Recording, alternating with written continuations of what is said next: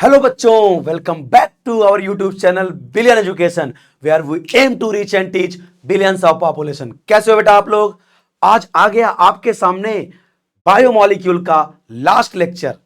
Chapter आज हम खत्म करने वाले हैं। अपन ने कार्बोहाइड्रेट कवर कर लिया, प्रोटीन्स, अमाइनो एसिड्स। आज बारी है एंजाइम्स एंड न्यूक्लिक एसिड की। आज आपका ये चैप्टर खत्म हो जाएगा। स्टार्ट करें, एनर्जी है भरपूर। चलो स्टार्ट करते हैं। क्या है आज का चैप्टर? बायोमोलिक्यूल, और टॉपिक है enzymes and nucleic acid, DNA RNA. भाई खतरनाक टॉपिक है आज तो। चलिए स्टार्ट करते हैं बेटा। सबसे पहला टॉपिक लेते हैं अपन एंजाइम। क्या लेते हैं? एंजाइम। सर ये क्या होता है सर? नाम से ही समझ में आ जा रहा है एंजाइम। इनके बारे में कुछ बात करूं बेटा। एंजाइम क्या है? ये इनसाइड द बॉडी रिएक्शन को कैटेलाइज करते हैं।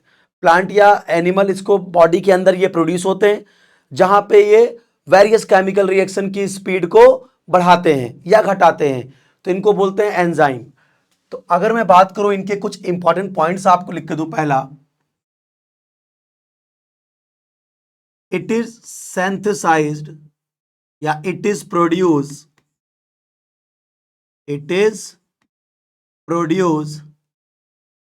इनसाइड बॉडी के अंदर प्रोड्यूस होते हैं, यानी बॉडी के अंदर ये जो केमिकल रिएक्शंस होती है उनको कैटेलाइज करते हैं। इसीलिए इनको हम क्या बोलते हैं? Point number 2, enzymes is called biochemical catalyst. It is called biochemical catalyst. जितने पॉइंट लिख के दे रहा हूं ये खतरनाक इंपॉर्टेंट, ध्यान रखना। कट टू कट ये पॉइंट देख लोगे ना तो एमएससीटी वगैरह उड़ा दोगे तुम देख के।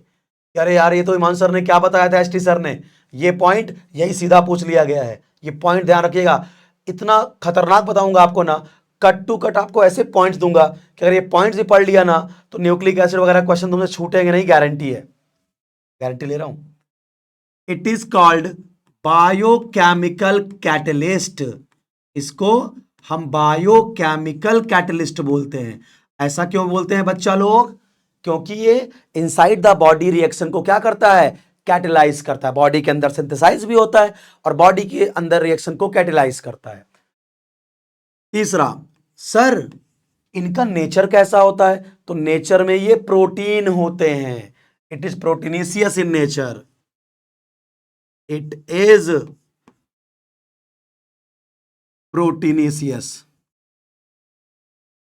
In nature. नेचर में ये प्रोटीन होते हैं। अरे बहुत खतरनाक पॉइंट्स दे रहा हूं। फोर्थ पॉइंट, अरे एक एक पॉइंट तुम्हारा एमएसटीसीटी का एक एक नंबर लेके आ रहा है, देखना तुम, ठीक है। अगला, हाई मॉलिक्यूलर मास होता है इनका। हाई मॉलिक्यूलर मास होता है इनका। High molecular mass. तो एंजाइम ये प्लांट या एनिमल के अंदर सिंथेसाइज होते हैं, इनसाइड द बॉडी सिंथेसाइज होते हैं, रिएक्शन को कैटेलाइज करते हैं बॉडी के अंदर बेटा। इसलिए से हम क्या बोलते हैं? एंजाइम्स। एंड इसको और क्या बोलते हैं? बायोकेमिकल कैटलिस्ट बोलते हैं, बराबर है ना। नेचर में कैसे होते हैं राजा? प्रोटीनेशियस, प्रोटीन होते हैं एंजाइम एक तरह से।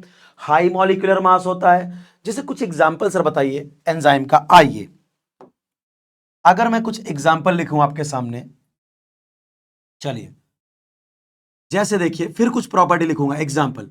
जैसे अपने को पता है जो सुक्रोज होता है ये कन्वर्ट होता है ग्लूकोज और फ्रक्टोज में, ग्लूकोज प्लस फ्रक्टोज में। और ये काम करता है जो एंजाइम, वो एंजाइम होता है बेटा इनवर्टेज। क्या होता है?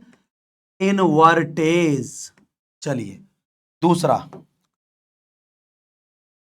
स्टार्च जो होता है वो कन्वर्ट होता है माल्टोज में, माल्टोज में by the help of enzyme diastase, जो आपके सलाइवा में पाया जाता है, डाइस्टेज। अगला, माल्टोज कन्वर्ट होता है ग्लूकोज में, किसमें? ग्लूकोज में, by the help of enzyme maltase, maltase. Okay. और ग्लूकोज कन्वर्ट होता है, ग्लूकोज कन्वर्ट होता है एथेनॉल, एथेनॉल यानी दारू प्लस CO2 में, इसकी प्रेजेंस में। बड़ा खतरनाक पॉइंट है कि सर आप तो दारू बनाना सिखा दिए। ग्लूकोज किस में कन्वर्ट होता है? दारू, एथेनॉल, धरती का अमृत है भाई। ठीक है, एथेनॉल और CO2 किस एंजाइम की प्रेजेंस में? जाइमेज, जो कि ईस्ट में पाया जाता है, जो कि एक फंगस है, जाइमेज। जैसे आप सब जानते होंगे, यूरिया कन्वर्ट होता है अमोनिया और CO2 में चेंज होता है, कौन से एंजाइम की प्रेजेंस में? Urease, urease. और घर में, सबके घर में होता है, दूध को दही बनाने का प्रोग्राम चलता है। मिल्क कन्वर्ट होता है किसमें? कर्ड में, कौन सा बैक्टीरिया एज एंजाइम काम करता है? लैक्टोबैसिलस, लैक्टोबैसिलस,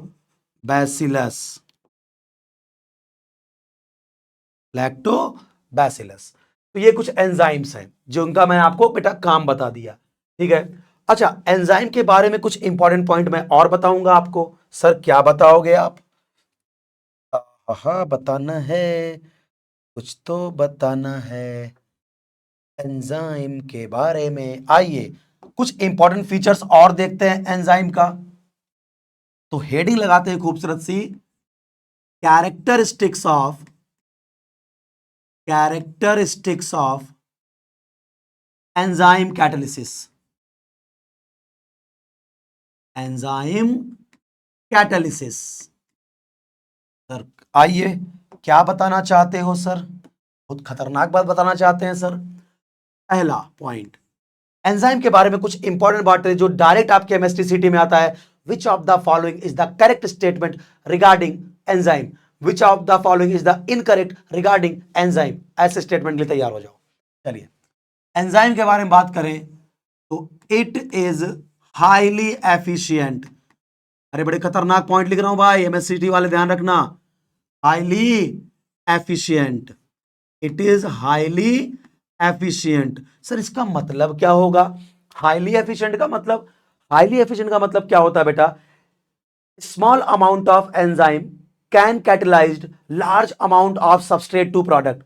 मतलब ऐसा नहीं होता कि अगर मुझे आधा किलो दूध से आधा किलो दही बनाना है तो मैं इसको उस दूध में बेटा आधा किलो एंजाइम डाल दूं, ऐसा नहीं होता। एक एंजाइम का मॉलिक्यूल लाखों करोड़ों रिएक्टेंट मॉलिक्यूल को प्रोडक्ट में चेंज कर देता है। यानी आधा किलो दूध से आधा किलो दही बनाना है, इसका मतलब नहीं सर मैं लैक्टोबैसिलस बैक्टीरिया आधा किलो खरीद के लाता हूं, उसको आधे किलो दूध में डालता हूं। अगर आपने घर में देखा होगा, दूध से दही बनते समय तुम्हारी मम्मी लोग हल्का सा जावन जिसको बोलते हैं थोड़ा सा दूध में डाल देती हैं तो दही बन जाता है। यानी एक एंजाइम का मॉलिक्यूल लाखों करोड़ों रिएक्टेंट मॉलिक्यूल को प्रोडक्ट में बदल सकता है राजा, इसलिए बोलते हैं it is highly efficient. I hope समझा होगा। चलिए, हां सर समझा। पॉइंट नंबर 2, ये क्या है sir? It is highly specific, it is highly specific. Enzyme क्या होते हैं बेटा? हाईली स्पेसिफिक होते हैं। अब सर इसका मतलब समझा दीजिए सर। हाईली स्पेसिफिक समझना है तो आइए जरा समझते हैं। एक बात देखिए, यहां पे अगर आप ध्यान से देखो बेटा, हाईली स्पेसिफिक का मतलब हर एक एंजाइम का एक यूनिक फंक्शन होता है। जैसे इन्वर्टेज एंजाइम सुक्रोज को कन्वर्ट कर रहा है ग्लूकोज और फ्रक्टोज में। अब इन्वर्टेज दुनिया में और कोई दूसरा काम नहीं कर सकता, बहुत स्पेसिफिक है। अगर तुम्हें सुक्रोज को ग्लूकोज और फ्रक्टोज में कन्वर्ट करना है तो इन्वर्टेज ही चाहिए, बाकी कोई ये दूसरा काम नहीं कर सकता। हाईली स्पेसिफिक, हर रिएक्शन का अपना एक स्पेशल एंजाइम होता है। जैसे स्टार्च को माल्टोज में करता है डाइस्टेज, अब डाइस्टेज कोई दूसरा काम नहीं कर सकता। स्टार्च माल्टोज में कन्वर्ट होगा तो डाइस्टेज से ही कन्वर्ट होगा, इसलिए हर एंजाइम यूनिक है मेरी तरह। चलिए, और आप कैसे यूनिक हो? धीरे धीरे पता लगेगा मैं कितना यूनिक हूं। ठीक है, तो हाईली स्पेसिफिक का मतलब समझा बेटा कि हर एक एंजाइम स्पेशल होता है, वो एक ही काम करता है। ठीक है, चलिए point number 3, it is highly active under optimum pH. It is highly active under optimum pH. Optimum pH sir वो रेंज क्या होता है? ये जो पॉइंट है बेटा क्या कहना चाह रहा है कि एंजाइम भी एक रेंज ऑफ पीएच पे बेस्ट काम करता है। जैसे अगर आपके बॉडी का पीएच, ठीक है, इनसाइड द बॉडी पीएच अगर 5 to 7 के बीच में है, 5 to 7 के बीच में पीएच है तो एंजाइम की एक्टिविटी बेस्ट होती है। अगर बॉडी का पीएच वगैरह चेंज हुआ तो एंजाइम की एक्टिविटी इस पीएच के ऊपर और नीचे उतनी इफेक्टिव नहीं होती जितना इस पीएच पे होती है। सर कुछ एग्जांपल देंगे? हाँ देता हूं, आइए। जैसे मैं बोलूं कि बेटा आपने को पता है अपने ब्लड में बाइकार्बोनेट एज अ बफर काम करता है। बफर क्या होते हैं? ऐसे सॉल्यूशन जिसमें स्मॉल अमाउंट में एसिड बेस मिलाने पर उसके पीएच में कोई चेंज नहीं होता। ठीक है, अब लेकिन ब्लड का भी बेटा जो पीएच है एक रेंज तक वो बर्दाश्त करेगा। तुमने एक समोसा खाया, चलो भाई ब्लड का पीएच उतना चेंज नहीं हुआ, उसने बैलेंस किया अपने पीएच को। अब तुम 10 समोसा खा लोगे तो ब्लड में प्रेजेंट बाइकार्बोनेट बेचारा कितना बैलेंस करेगा? तो फिर वो एंजाइम प्रॉपर काम नहीं करेंगे। तो इसलिए एंजाइम बेस्ट एक्टिव होते हैं इस पीएच पे। Point number 4, it is highly active at optimum temperature जो होता है आपका 298 कैल्विन से 3110 कैल्विन तक। ठीक है, इस टेम्परेचर के रेंज में एंजाइम बेस्ट काम करता है। तो इसलिए क्या होता है जब बहुत गर्मियां वगैरह बेटा पड़ती है ना तो आप कुछ भी खाते तो वो उतना प्रॉपर डाइजेस्ट नहीं होता जितना आराम से ठंडियों में डाइजेस्ट हो जाता है। क्योंकि गर्मियों में बाहर का भी टेम्परेचर बहुत ज्यादा बढ़ जाता है, तुम्हारे बॉडी का भी टेम्परेचर बहुत ज्यादा बढ़ जाता है। तो आप जब कुछ खाते हो तो जो एंजाइम ये सब डाइजेशन कर रहे थे वो सब एंजाइम उस टेम्परेचर पे उतने अच्छे से काम नहीं करते। तो एंजाइम बढ़िया से काम करता है अपने ऑप्टिमम टेम्परेचर पे। ठीक है, चलो एंजाइम की एक्टिविटी को बढ़ाने वाले जो सब्सटेंस होते हैं उनको हम कोएंजाइम बोलते हैं। यानी activity is increases by activity of enzyme is activated by metal ion and vitamins. जो ऐसे सब्सटेंस जो एंजाइम की एक्टिविटी को बढ़ा देते हैं उनको हम कोएंजाइम्स बोलते हैं। तो इनको क्या बोलते हैं? कोएंजाइम्स। जैसे कैटलिस्ट के केस में कैटलिस्ट की एक्टिविटी को बढ़ाने वाले को हम एक्टिवेटर बोलते थे, जो कैटलिस्ट की एक्टिविटी को बढ़ाते थे उन्हें हम प्रमोटर बोलते थे, और जो घटाते थे उनको कैटलिटिक पॉइजन बोलते थे। वैसे ही एंजाइम की एक्टिविटी को बढ़ाने वाले सब्सटेंस को हम कोएंजाइम बोलते थे। तो इतनी बातें आपको याद रखना है एंजाइम के बारे में। अब एंजाइम वर्क कैसे करता है, एंजाइम कैसे रिएक्टेंट को प्रोडक्ट में कन्वर्ट करता है, तो इसको समझाने के लिए एक थियरी दी गई है, लॉक एंड की हाइपोथेसिस।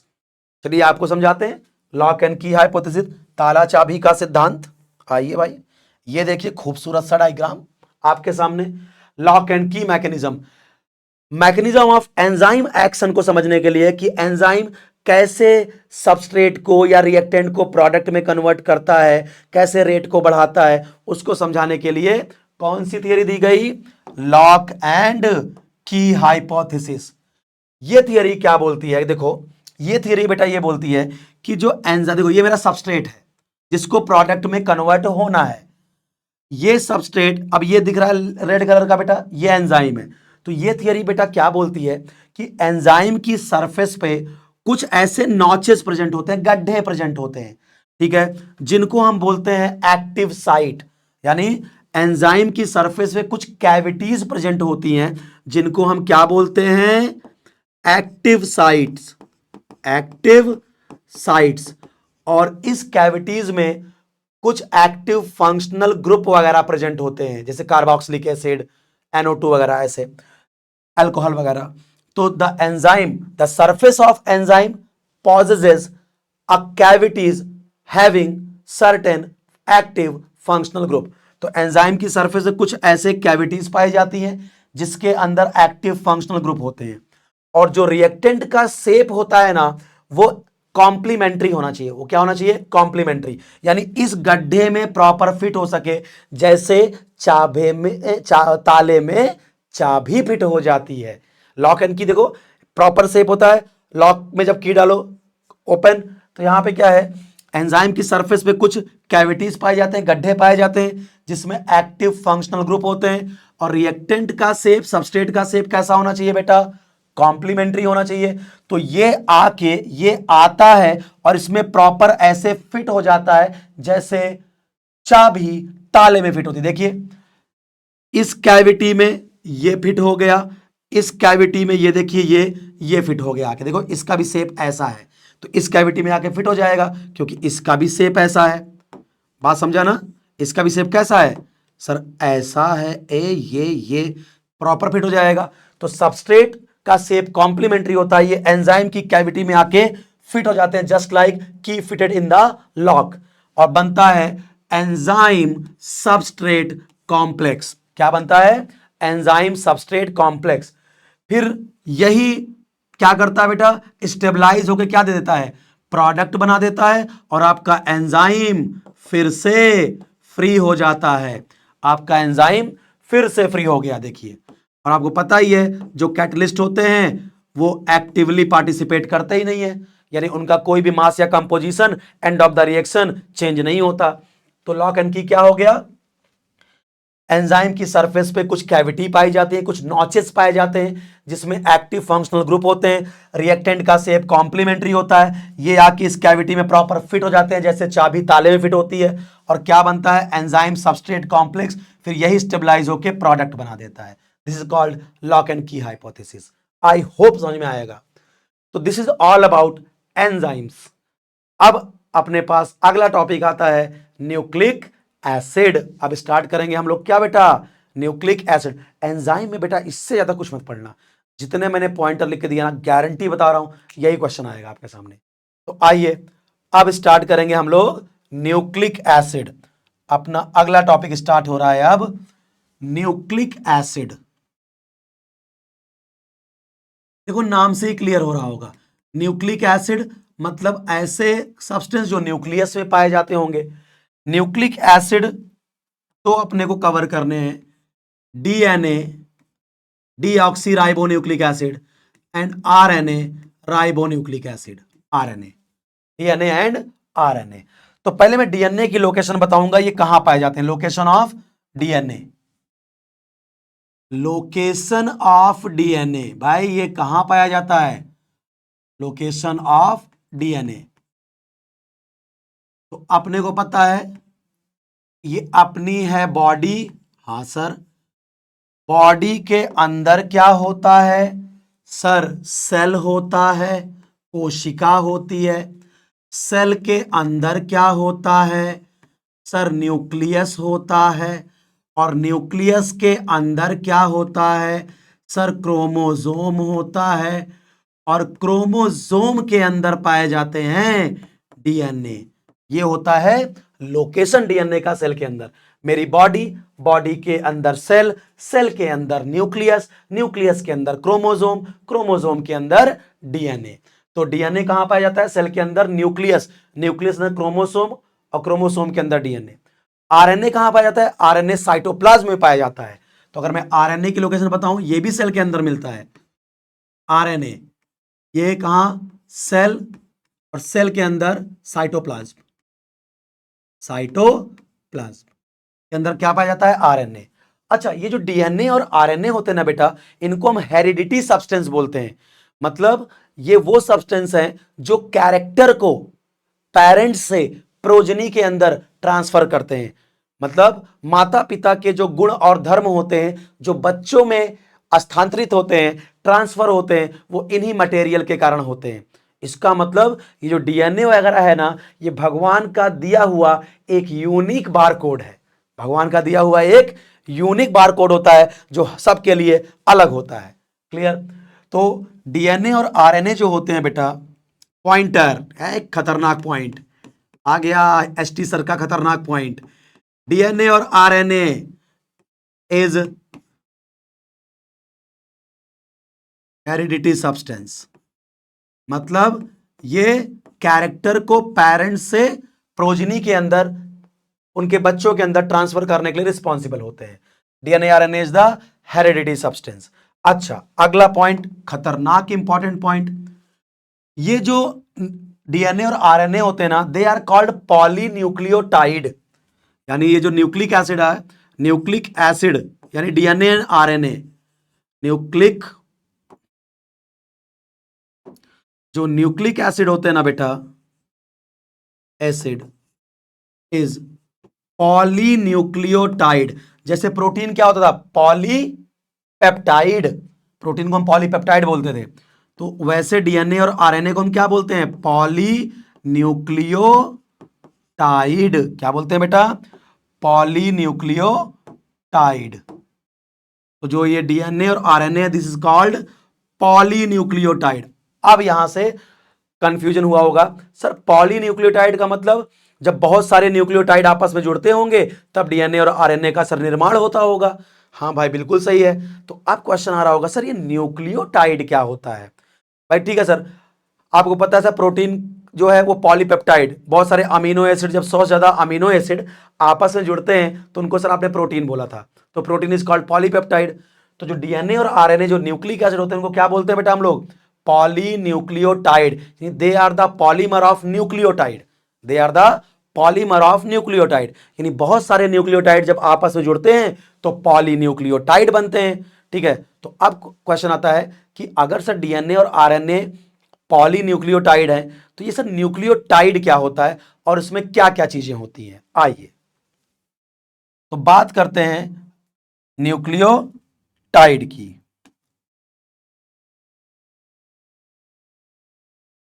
आइए, ये न्यूक्लियोटाइड क्या होता है, ये न्यूक्लियोटाइड क्या है, ये न्यूक्लियोटाइड, न्यूक्लियोटाइड का मतलब क्या होता है बताता हूं। न्यूक्लियोटाइड, ये न्यूक्लियोटाइड क्या है, ये न्यूक्लियोटाइड। चलो, न्यूक्लियोटाइड बेटा तीन चीजों से मिलकर बनी होती है बेटा। न्यूक्लियोटाइड में तीन कंपोनेंट होते हैं राजा। पहला होता है एक पेंटोज शुगर, 5 कार्बन की शुगर, पेंटोज शुगर, सबको दिखाऊंगा मैं। न्यूक्लियोटाइड में तीन चीजें होती हैं, पेंटोज शुगर, दूसरा नाइट्रोजनस बेसिस, नाइट्रोजनस बेस, और तीसरा फास्फोरिक एसिड या फॉस्फेट ग्रुप, फॉस्फेट ग्रुप। सबका स्ट्रक्चर बताऊंगा, आप तुरंत समझ जाओगे। तो न्यूक्लियोटाइड बेटा तीन चीजों से मिलकर बना होता है। न्यूक्लियोटाइड के अंदर क्या क्या होता है, एक 5 कार्बन की शुगर होती है, फ्यूरेनोज शुगर होती है, वो अभी दिखाता हूं स्ट्रक्चर आपको राजा, पेंटोज शुगर, नाइट्रोजनस बेस और फॉस्फेट ग्रुप। तो पहले दिखाता हूं कि पेंटोज शुगर कौन सी होती है न्यूक्लियोटाइड के अंदर, डीएनए और आरएनए में। चलिए आइए साहब, ये देखिए, ये आपका सबसे पहला न्यूक्लियोटाइड का मैं पहला पार्ट लिख रहा हूं। क्या पहला पार्ट न्यूक्लियोटाइड का क्या था, pentose sugar.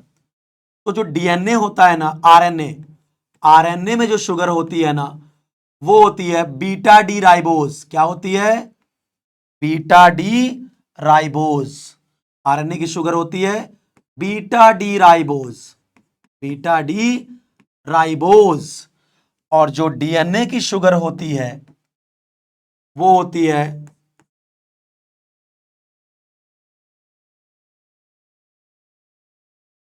2 deoxy beta D ribose, 2 deoxy beta D ribose, beta D ribose. आइए समझा देते हैं आपको। यानी न्यूक्लियोटाइड में तीन चीजें, नाइट्रोजनस बेस, फॉस्फेट ग्रुप और पेंटोज शुगर। तो डीएनए और आरएनए में कौन शुगर पाई जाती है, दोनों में राइबोज ही पाई जाती है। राइबोज आप देखिए 4 कार्बन, 1 2 3 4, यहां पे क्या है देखिए,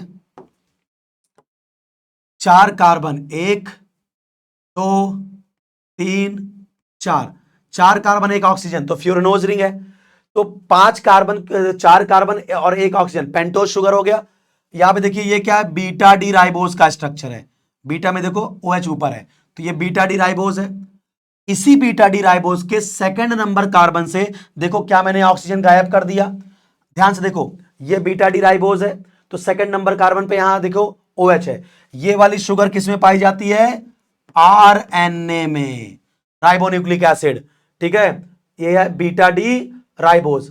DNA में यही राइबोज होता है, बट इसके सेकंड नंबर कार्बन पे ये जो OH है, देखो ये जो OH है इसका O हट गया, यानी ऑक्सीजन निकल गया। आप बताओ, कहीं से आप लिखते हो डीऑक्सीजनेशन, यानी ऑक्सीजन का निकलना, तभी शुगर का नाम क्या पड़ा, बीटा डी 2 डीऑक्सी राइबोज। यानी राइबोज शुगर के सेकंड नंबर कार्बन से अगर ऑक्सीजन हटा दो तो उसको बोलते हैं डीऑक्सी राइबोज, और DNA की शुगर होती है डीऑक्सी राइबोज। तो MSTCT का पॉइंट याद करो, पेंटोज शुगर कौन सी होती है, बीटा डी राइबोज दोनों जगह होती है, बीटा डी राइबोज, क्योंकि ऑप्शन बना सकते हैं MSTCT में alpha D ribose, alpha D deoxy ribose. तो DNA और RNA में बीटा डी राइबोज, RNA में बताओ बीटा डी राइबोज, और DNA में 2 डीऑक्सी बीटा डी राइबोज। यानी जो राइबोज शुगर है उसके सेकंड नंबर कार्बन से अगर मैंने ऑक्सीजन हटा दिया तो ऑक्सीजन का निकलना क्या कहलाता है, डीऑक्सीजनेशन। इसको बोलते हैं बीटा डी 2 डीऑक्सी राइबोज। तो आपने पेंटोज शुगर देख लिया, ये चीज याद कर लीजिएगा जो मैंने यहां लिखा है। कहां लिखा है सर, यहां लिखा है। ठीक है, RNA में बीटा डी राइबोज शुगर होती है और DNA में 2 डीऑक्सी बीटा डी राइबोज होता है। बेटा पहला क्वेश्चन पकड़ लो MSTCT का। चलो तो सर ठीक है, न्यूक्लियोटाइड में शुगर होता है, नाइट्रोजनस बेस होते हैं सर, और फॉस्फेट शुगर आपने बता दिया सर। RNA में बीटा डी राइबोज और DNA में 2 डीऑक्सी बीटा डी राइबोज होता है। चलो सर, देख आपने स्ट्रक्चर भी दिखा दिया सर, थैंक यू आपको, बहुत बढ़िया। अब उसके बाद आते हैं नाइट्रोजनस बेसेस। अब क्या आते हैं, नाइट्रोजनस बेसेस, बड़ा बढ़िया है भाई नाइट्रोजनस बेसेस। और हमारे चैनल के शॉर्ट्स देखोगे तो हमारे दिलीप सर ने इनके बारे में बहुत कुछ बताया है। चलिए, नाइट्रोजनस बेस जो होते हैं ना बेटा, पहले आपको याद करने का ट्रिक बताता हूं। जो न्यूक्लियोटाइड में जो नाइट्रोजनस बेस होते हैं ना, नाइट्रोजनस बेस, वो 2 तरह के होते हैं। एक होता है प्यूरीन्स, प्यूरीन्स, और दूसरा होता है पायरिमिडीन्स, पायरिमिडीन्स। प्यूरीन्स and pyrimidines. चलिए, प्यूरीन्स होता है राजा, और क्या होता है सर, चलो फिर से लिखता हूं। चलो, ये प्यूरीन्स और दूसरा क्या होता है, पायरिमिडीन्स। लिखना है सर तो पेन सेलेक्ट करिए ना, ठीक है। पायरिमिडीन्स, तो 2 तरह के नाइट्रोजनस बेस होते हैं। कौन कौन से, प्यूरीन्स एंड पायरिमिडीन्स। ध्यान रखेंगे MSTCT के लिए, प्यूरीन्स 2 साइक्लिक रिंग होती है और पायरिमिडीन 1 साइक्लिक रिंग होती है। प्यूरीन्स में 2 रिंग वाला सिस्टम होता है, पायरिमिडीन में 1 रिंग वाला सिस्टम होता है, ये इंपॉर्टेंट है। अच्छा, प्यूरीन में 2 बेस पाए जाते हैं, एडेनिन और गुआनिन। तो प्यूरीन में 2 नाइट्रोजनस बेस होते हैं, कौन से, प्यूरीन के टाइप कौन कौन से हैं, ये याद करना पड़ेगा। AG, adenine, guanine. और पायरिमिडीन में 3 बेसेस होते हैं, कौन, साइटोसिन, यूरैसिल एंड थायामीन। बहुत ध्यान समझेंगे भाई, क्लियर। तो नाइट्रोजनस बेस बच्चा लोग 2 तरह के, प्यूरीन्स और पायरिमिडीन्स। ध्यान रखना, प्यूरीन्स में कौन कौन से आते हैं, एडेनिन, गुआनिन। याद करने का ट्रिक, AG सुनते हो तो AG, एडेनिन, गुआनिन। ऐसे देखो महिलाएं कैसे बुलाती हैं अपने पति को, AG सुनते हो, यानी प्यूरीन्स का मतलब AG, एडेनिन, गुआनिन। प्यूरीन का एग्जांपल एडेनिन, गुआनिन। पूछते भी हैं बेटा MSTCT में कि which of the following is the purine base, which of the following is the pyrimidine base. तो प्यूरीन में याद करो, आपकी मम्मी पापा को कैसे बुलाती होंगी, AG सुनते हो। तो प्यूरीन में adenine, guanine, AG। Sir pyrimidine में तो पायरिमिडीन बेस याद करने का ट्रिक बताऊं? क्यूट बेस, ये बड़े क्यूट बेस होते हैं। C for cytosine, cytosine, U for uracil, और टी फॉर थायामीन, थायामीन। तो पायरिमिडीन बेस क्यूट बेसेस होते हैं, सी यू टी कट होता है बट क्यूट बोलो ना यार, cute bases. C cytosine, U uracil, T thymine. तो सबसे पहले याद दो, नाइट्रोजन बेस याद करने का तरीका बोलो सर। दो तरह के नाइट्रोजन बेस, कौन सा? Purines, pyrimidines. प्यूरिन्स में मम्मी को याद करो, पापा को क्या बोलती हैं? एजी, सुनते हो? तो प्यूरिन बेस का एग्जांपल एजी, एडेनिन, गुआनिन। और पायरिमिडीन बेस का एग्जांपल बोलो, क्यूट बेसेस होते हैं, क्यूट बेसेस होते हैं, यानी साइटोसिन, यूरासिल और थायामीन। अब कभी नहीं बोलेगा तुमको, गारंटी, गारंटी लेता हूं। क्लियर? चलिए सर, बढ़िया आया। अब एक बात यहां मैं और करा दूं कि सर डीएनए में कौन कौन से बेस पाए जाते हैं और आरएनए में कौन कौन से, ये बात ध्यान रखना बेटा। डीएनए में कौन कौन से और आरएनए में टोटल 5 नाइट्रोजनस बेस हो गए, प्यूरिन 2, पायरिमिडीन 3, बट डीएनए में भी 4 ही पाए जाते हैं और आरएनए में भी 4 पाए जाते हैं। तो डीएनए में कौन कौन से नाइट्रोजन बेस पाए जाते हैं, ध्यान रखना। डीएनए में कौन कौन से पाए जाते हैं? A T G C, ATGC, यानी एडेनिन, थायामीन, गुआनिन, साइटोसिन। ठीक है, आपने अगर शॉर्ट देखा होगा, हमारे यस सर ने इसकी ट्रिक भी बताई है। डीएनए में बेस कौन कौन से? AGCT ना मारो, AGCT ना मारो। ठीक है, तो हमारे यस सर ने इसका ट्रिक बताया शॉर्ट्स में, आप जाइए उनको देखिए, शॉर्ट्स देखिए, खतरनाक बनाते हैं हम लोग ट्रिक का शॉर्ट्स। ठीक है, तो डीएनए में कौन कौन से बेस होते हैं भाई? टोटल नाइट्रोजन बेस तो 5 हो गए, बट डीएनए में कौन कौन से हैं? ATGC। सर आपने ऐसा ही क्यों लिखा? क्योंकि बेटा कॉम्प्लीमेंट्री बेस कभी कभी पूछ लेते हैं MSTCT में कि एडेनिन किसके साथ जुड़ता है, तो एडेनिन हमेशा थायामीन के साथ हाइड्रोजन बॉन्ड बनाता है और गुआनिन साइटोसिन के साथ हाइड्रोजन बॉन्ड बनाता है, इसीलिए ATGC। तो कोई पूछे एडेनिन का कॉम्प्लीमेंट्री बेस जिसके साथ हाइड्रोजन बॉन्ड बनाता है, थायामीन, ATGC। और डीएनए में कौन कौन से बेस होते हैं? 4 बेस। AGCT ना मारो, तो AGCT ना मारो, adenine, guanine, cytosine, thiamine. Adenine का कॉम्प्लीमेंट्री बेस क्या होता है? थायामीन, ये याद कर लीजिएगा MSTCT वालों, खतरनाक क्वेश्चन है। ठीक है, एडेनिन का कॉम्प्लीमेंट्री बेस थायामीन। गुआनिन किसके साथ पेयर होता है? साइटोसिन, ये बात ध्यान रखिएगा, यहां ये सब हाइड्रोजन बॉन्ड होते हैं, एडेनिन, थायामीन, गुआनिन, साइटोसिन के साथ। तो डीएनए में ये 4 बेस बेटा पाए जाते हैं। आरएनए में कौन कौन से बेस पाए जाते हैं? तो आरएनए में क्या कौन कौन से बेस पाए जाते हैं? ठीक है, इसमें इसकी ट्रिक के लिए मेरा शॉर्ट्स अवेलेबल है हमारे चैनल पे, बिलियन एजुकेशन पे, कि सर आरएनए के बेस कौन कौन से होते हैं। तो मेरा क्या है? एडेनिन, गुआनिन, ठीक है, एडेनिन, गुआनिन, साइटोसिन, और थायामीन की जगह होता है यूरासिल। ठीक है, एडेनिन, गुआनिन, साइटोसिन और यूरासिल। ठीक है, एजी क्यों उदास हो, जाके शॉर्ट्स देखिए। ठीक है, तो एडेनिन,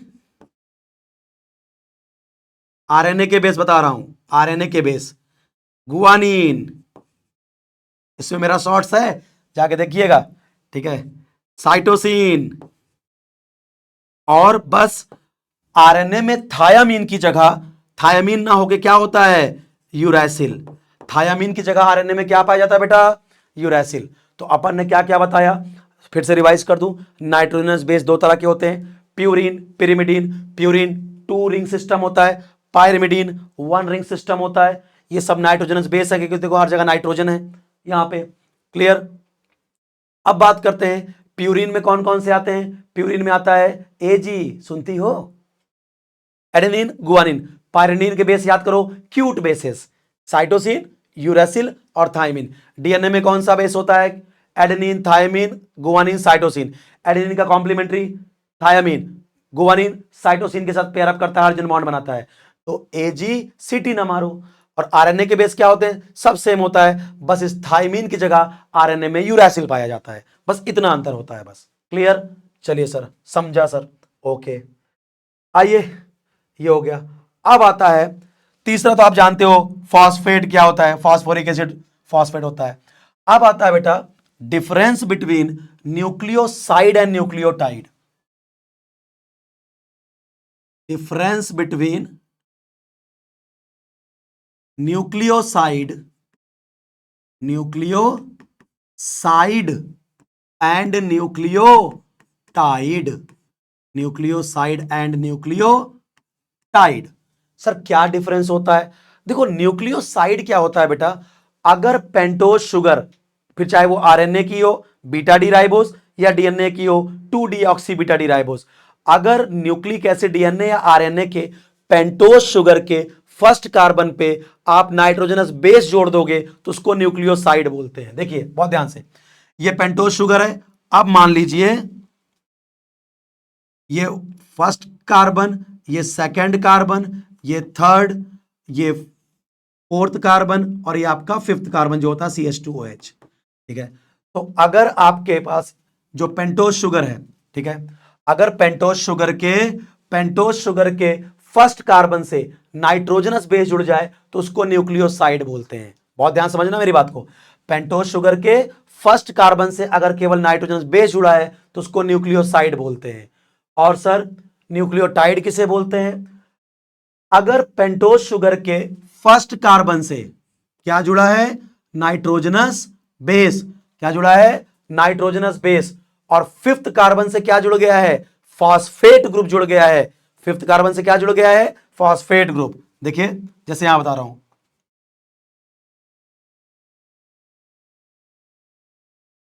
CH2OH होता है, CH2OP डबल बॉन्ड O और O। ठीक है, तो अगर पेंटोज शुगर के फर्स्ट कार्बन से नाइट्रोजनस बेस जुड़ जाए और फिफ्थ कार्बन से फॉस्फेट ग्रुप जुड़ जाए तो उसको बोलते हैं न्यूक्लियोटाइड। उसे क्या बोलते हैं? न्यूक्लियोटाइड।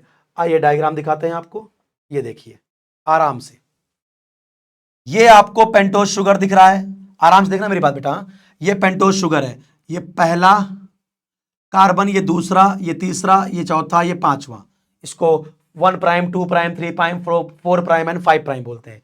तो ये पेंटोज शुगर है। क्या इसके, बहुत ध्यान से देखिए, क्या इसके फर्स्ट कार्बन से, ये देखिए थायामीन, टी का मतलब थायामीन, तो क्या फर्स्ट कार्बन से ये नाइट्रोजनस बेस लगा है? नाइट्रोजनस बेस लगा है। तो अगर पेंटोज शुगर के डीएनए और आरएनए के पेंटोज शुगर के फर्स्ट कार्बन पे, देखो टी का मतलब थायामीन, तो पेंटोज शुगर के फर्स्ट कार्बन पे क्या लगा है? Nitrogenous base. तो इतना पार्ट कहलाता है न्यूक्लियोसाइड। अगर किसी न्यूक्लिक एसिड के डीएनए आरएनए में पेंटोज शुगर के फर्स्ट कार्बन पे क्या चिपका दो? नाइट्रोजनस बेस, तो उसे क्या बोलते हैं? न्यूक्लियोसाइड। अब इस फिफ्थ वाले कार्बन को ध्यान से देखो। अब देखो, अगर मैं इसको छुपा लूं, पांचवें कार्बन में क्या लगाए? यहां पांचवें कार्बन पे यहां फॉस्फेट लगाए, अगर मैं इसको ढक लूं, छुपा लूं, तो अभी क्या दिख रहा है? ये पेंटोज शुगर डीएनए और आरएनए का, इसके फर्स्ट कार्बन पे नाइट्रोजनस बेस, तो इतना पार्ट है न्यूक्लियोसाइड। अब अगर पेंटोज शुगर के फर्स्ट कार्बन पे नाइट्रोजनस बेस लग जाए और फिफ्थ नंबर कार्बन पे, ये देखिए ये आपका कार्बन नंबर 5 है, तो इसके 5 नंबर कार्बन देखो क्या लग गया? फॉस्फेट भी लग गया। तो अब ये न्यूक्लियोटाइड कहलाएगा। ये क्या कहलाएगा? न्यूक्लियोटाइड। तो बताओ न्यूक्लियोसाइड और न्यूक्लियोटाइड में क्या डिफरेंस होता है?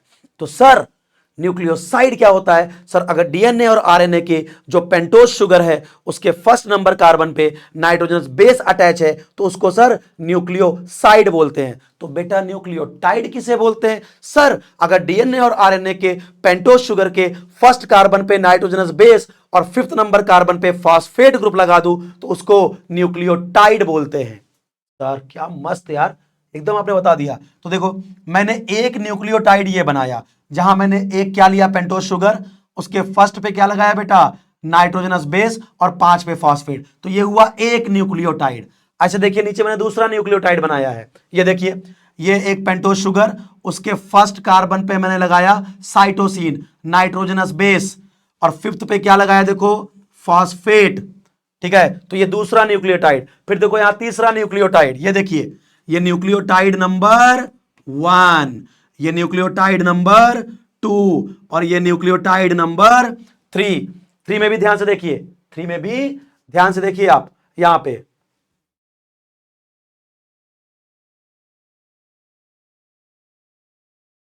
देखिए देखिए देखिए देखिए किसका लाया आपके लिए। देखिए, तो अगर आप इसको भी ध्यान से देखिए तो ये न्यूक्लियोटाइड नंबर 1 था, ये न्यूक्लियोटाइड नंबर 2 और ये न्यूक्लियोटाइड नंबर 3। सर कैसे, एक बार और समझा दो। समझा देता हूं भाई, समझ लो भाई। क्या सर, न्यूक्लियोसाइड और न्यूक्लियोटाइड में डिफरेंस क्या होता है? डीएनए और आरएनए के पेंटोज शुगर के फर्स्ट कार्बन पे अगर नाइट्रोजनस बेस जुड़ा हुआ है तो उसको न्यूक्लियोसाइड।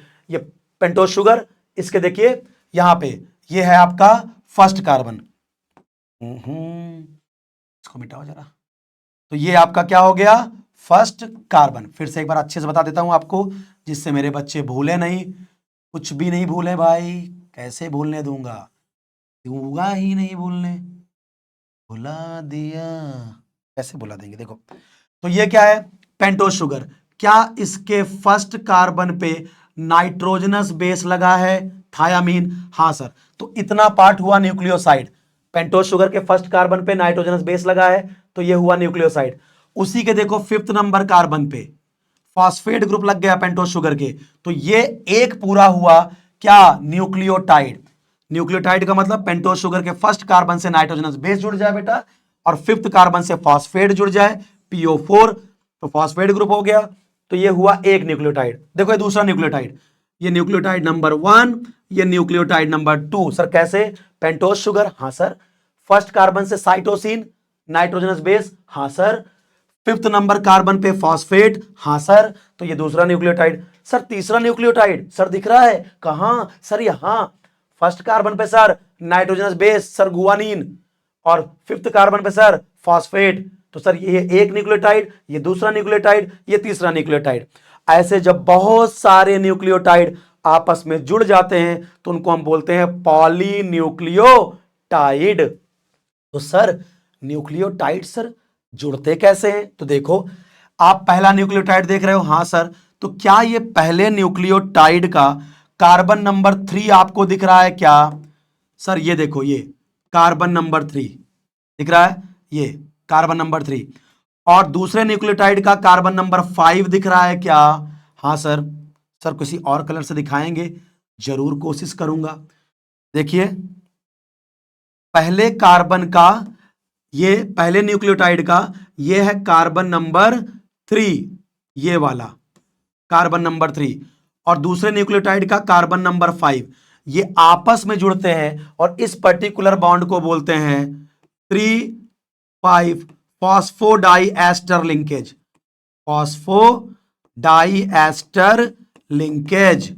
तो जो न्यूक्लियोटाइड होते हैं ना बेटा, वो आपस में कनेक्ट होते हैं 3,5 फॉस्फोडाइएस्टर लिंकेज से। तो ये याद कर लीजिएगा कि न्यूक्लियोटाइड आपस में कैसे कनेक्ट होते हैं। पहले न्यूक्लियोटाइड का कार्बन नंबर 3 दूसरे न्यूक्लियोटाइड के कार्बन नंबर 5 के साथ जुड़ता है, और इस लिंकेज को हम क्या बोलते हैं? 3'5 फॉस्फोडाइएस्टर लिंकेज। तो न्यूक्लियोटाइड आपस में, पहला न्यूक्लियोटाइड, दूसरा, तीसरा, चौथा, पांचवा, आपस में जुड़ते चले जाते हैं 3'5 फॉस्फोडाइएस्टर लिंकेज से, और बन जाता है पॉलीन्यूक्लियोटाइड। और इसी को बोलते हैं हम लोग क्या? Nucleic acid.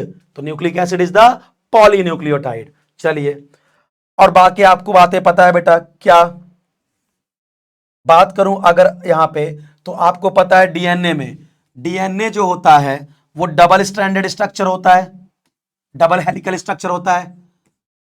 डीएनए जो होता है वो डबल हेलिक्स स्ट्रक्चर होता है, डबल हेलिक्स स्ट्रक्चर होता है, यानी कुछ ऐसा, या डबल स्ट्रैंडेड बोलते हैं इसको, कुछ ऐसा, कुछ ऐसा डबल स्ट्रैंडेड होता है। जबकि आरएनए जो होता है बेटा, जो आरएनए होता है वो सिंगल स्ट्रैंडेड होता है। आरएनए क्या होता है? सिंगल स्ट्रैंडेड होता है, वहां पे सिंगल स्ट्रैंड होता है ऐसे। तो डीएनए डबल हेलिक्स स्ट्रक्चर होता है, आरएनए सिंगल हेलिक्स स्ट्रक्चर होता है। ठीक है, अब यहां पे एक लास्ट पॉइंट बता देता हूं जिसको हम बोलते हैं सेंट्रल डॉगमा। सेंट्रल डॉगमा क्या होता है कि डीएनए से, डीएनए से क्या बनता है? डीएनए, डीएनए है आपका, डीएनए से आरएनए और आरएनए से बनता है प्रोटीन, इसको बोलते हैं सेंट्रल डॉगमा। इसे क्या बोलते हैं? Central dogma. डीएनए से आरएनए, आरएनए से प्रोटीन सिंथेसिस होती है, this is called central dogma. तो this is all about biomolecule chapter. तो आपका बेटा बायोमॉलिक्यूल चैप्टर आज आपका महाराष्ट्र बोर्ड का खत्म हो गया बेटा। हमने बहुत अच्छे से खत्म किया, एक एक पॉइंट जितना मैंने इंपॉर्टेंट बोला है सब अगर आप ध्यान रखोगे तो मैं गारंटी बोल रहा हूं बेटा आपका एमएसटीसीटी का एक क्वेश्चन नहीं छूटेगा, गारंटी बता रहा हूं। आप इसके बाद जब पीवाईक्यू लगाओगे ना पूरा मेरे वीडियो देखने के बाद, तो आप लोग यार फटाफट क्वेश्चंस निकल रहे हैं, सर ने जो जो बातें बोली हैं डायरेक्ट क्वेश्चन पूछे जा रहे हैं। तो चलिए अब हम नेक्स्ट लेक्चर मिलेंगे किसी नए चैप्टर के साथ महाराष्ट्र बोर्ड के लिए। तब तक के लिए thank you, good bye. Channel को सब्सक्राइब करिए, बेल आइकन को दबाइए, जिससे आने वाले हर लेटेस्ट वीडियो का नोटिफिकेशन आप तक सबसे पहले पहुंचे। धन्यवाद।